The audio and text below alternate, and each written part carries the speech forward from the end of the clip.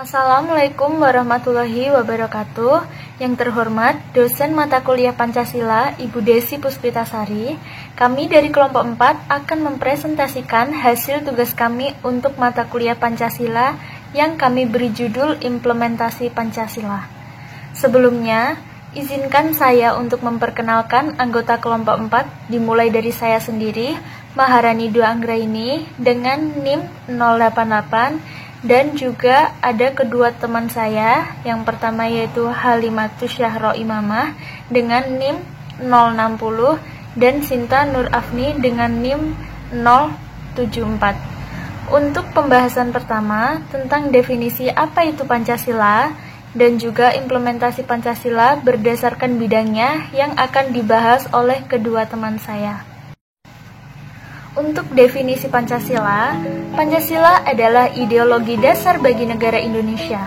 Nama ini terdiri dari dua Sanskerta, yaitu yang pertama Panca berarti 5 dan juga Sila berarti prinsip atau asa.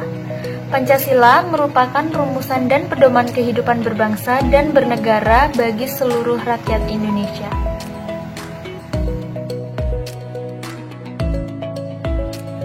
Yang pertama, pengimplementasian Pancasila dalam bidang politik. Implementasi Pancasila dalam bidang politik, pengembangan politik negara terutama dalam proses reformasi dewasa ini harus mendasarkan pada moralitas sebagaimana tertuang dalam sila-sila Pancasila dan esensinya. Sehingga praktek-praktek politik yang menghalalkan segala cara harus segera diakhiri. Implementasi Pancasila dalam pembuatan kebijakan negara dalam bidang politik dituangkan dalam pasal 26, 27 ayat 1 dan pasal 28 ayat 2. Pasal-pasal tersebut adalah penjabaran dari pokok-pokok pikiran kedaulatan rakyat dan kemanusiaan yang adil dan beradab, yang masing-masing merupakan pancaran dari sila keempat dan kedua Pancasila. Pasal 26 ayat 1 berbunyi, yang menjadi warga negara ialah orang-orang bangsa Indonesia asli dan orang-orang bangsa lain yang diusahakan dengan undang-undang sebagai warga negara. Dalam ayat 2 berbunyi, penduduk ialah warga negara Indonesia dan orang asing yang bertempat tinggal di Indonesia. Dalam pasal 27 ayat 1 berbunyi, segala warga negara bersamaan kedudukannya di dalam hukum dan pemerintahan dan wajib menjunjung hukum dan pemerintahan itu dengan tidak ada kecualinya. Dalam pasal 28A sampai 28J ini membahas tentang hak asasi manusia, mulai dari hak hidup, hak berkreasi, dan hak-hak lainnya. Secara umum, pembuatan kebijakan negara dalam bidang politik di Indonesia harus memperhatikan rakyat yang merupakan pemegang kekuasaan atau kedaulatan berada di tangan rakyat. Kemudian yang kedua, pengimplementasian Pancasila dalam bidang ekonomi. Pancasila dalam bidang ekonomi, pembuatan kebijakan negara dalam bidang politik di Indonesia harus memperhatikan rakyat yang merupakan pemegang kekuasaan atau kedaulatan berada di tangan rakyat. Selain itu, sistem politik yang dikembangkan adalah sistem yang memperhatikan Pancasila sebagai dasar-dasar moral politik.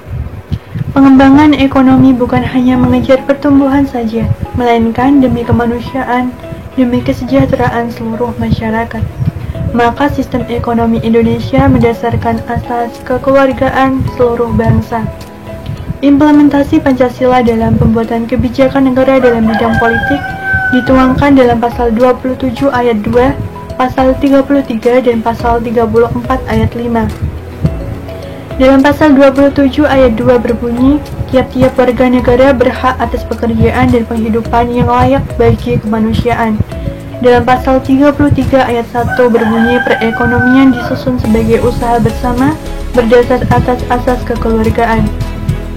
Dalam pasal 34 ayat 2 berbunyi, negara mengembangkan sistem jaminan sosial bagi seluruh rakyat dan memberdayakan masyarakat yang lemah dan tidak mampu sesuai dengan martabat kemanusiaan berdasarkan penjabaran pokok-pokok pikiran tersebut.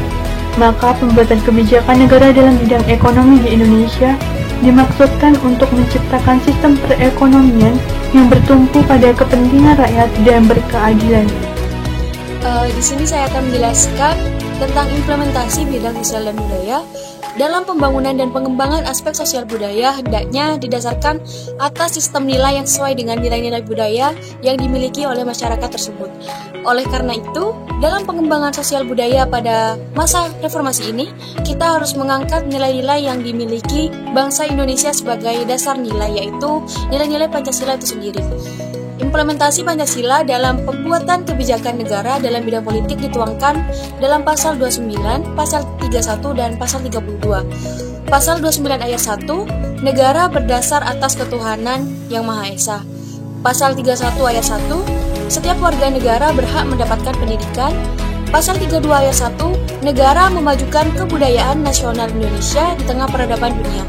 Dengan menjamin kebebasan masyarakat dalam memelihara dan mengembangkan nilai-nilai budayanya berdasarkan penjabaran pokok-pokok pikiran tersebut, maka implementasi Pancasila dalam pembuatan kebijakan negara dalam bidang sosial budaya mengandung pengertian bahwa nilai-nilai yang tumbuh dan berkembang dalam masyarakat Indonesia harus diwujudkan dalam proses pembangunan masyarakat dan kebudayaan di Indonesia. Selanjutnya saya akan menjelaskan tentang implementasi bidang pertahanan dan keamanan. Negara pada hakikatnya adalah merupakan suatu masyarakat hukum.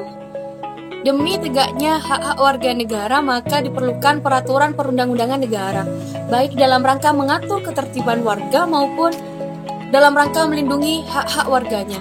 Implementasi Pancasila dalam pembuatan kebijakan negara dalam bidang politik dituangkan dalam pasal 27 ayat 3 dan pasal 30 ayat 1. Pasal 27 ayat 3 berbunyi, setiap warga negara berhak dan wajib ikut serta dalam upaya pembelaan negara. Pasal 30 ayat 1 berbunyi, tiap-tiap warga negara berhak dan wajib ikut serta dalam usaha pertahanan dan keamanan negara. Berdasarkan penjabaran di atas, maka implementasi Pancasila dalam pembuatan kebijakan negara pada bidang pertahanan dan keamanan harus diawali dengan kesadaran bahwa Indonesia adalah negara hukum. Untuk kesimpulan dari seluruh pembahasan materi ini, Pancasila merupakan pedoman yang tidak lepas dari kehidupan bangsa Indonesia.